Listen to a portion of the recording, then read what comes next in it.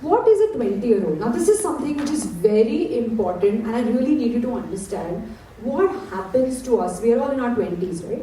So 20 is actually known as emerging adulthood. When you're an adolescent, you think मुझे सब कुछ आता है.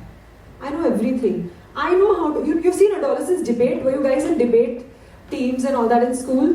I know how to solve world hunger, world peace. I know how this one should behave. I know what is right and I know what is wrong. Okay. Adolescents have more black and white thinking, and when you become an adult, okay, you guys are in your 20s, you're adults biologically, yes, but when you become older now, you say, yeah, maybe I wasn't so sure about, I'm not so sure about so many things. Maybe things are not black and white, maybe things are layered, maybe they are nuanced, maybe मुझे बहुत सारी चीजें आती नहीं है, okay? So in your 20s now, you are in the emerging adulthood, okay? And there's this beautiful stage by Erikson, okay? He was a very famous psychologist, and he spoke about how between your 90s and 40s now, there's something called intimacy versus isolation. So you guys are in this stage, okay, of intimacy versus isolation. 19 to 40. What does it mean? You guys are figuring a lot of things out, okay? You're figuring out first and foremost what to do with your, first of all, your identity. Who am I? What do I stand for? You know, what is my purpose? What am I doing? Okay, you're figuring out your career, right? You're studying. Probably in the next few years you'll finish your studying, but then uske baad kya? You're figuring out what to do, you know, in your romantic relationships. Okay, do I need to find somebody? You know, do I need most of around 20s and 30s? You probably may get into a long, committed relationship. You probably may have family. So this is a stressful time, okay? And what this teaches us at that time, which is intimacy versus isolation, is how we look at romantic relationships, okay?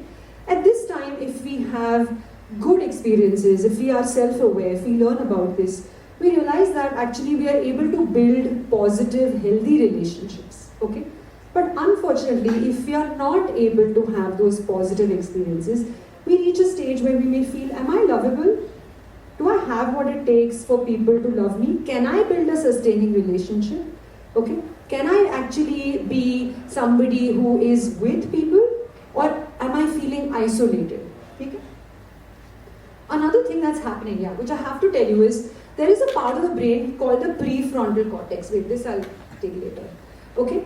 So biologically, everybody is an adult, but the prefrontal cortex develops at 25.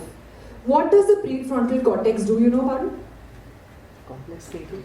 Complex, yeah. So judgment, decision making, okay, sort of emotional, or rather being able to balance, okay, your thoughts. All of those skills are learned by the prefrontal cortex. But what is actually learned, what is actually very active at that time is the limbic system. You know what the limbic system does? Emotions, okay? So when I don't like somebody, I hate this, I love this is my mortal enemy, this is my most loving friend, So all these emotional highs happen at that time. There was a very interesting experiment done. So there were people who were in this stage, okay, whose prefrontal cortex was not developed, teenagers. They were asked, how many of you will get into a car if you know that the driver is drunk? Okay, what do you think the answer was? How many people said that we will get or we will not get into the car?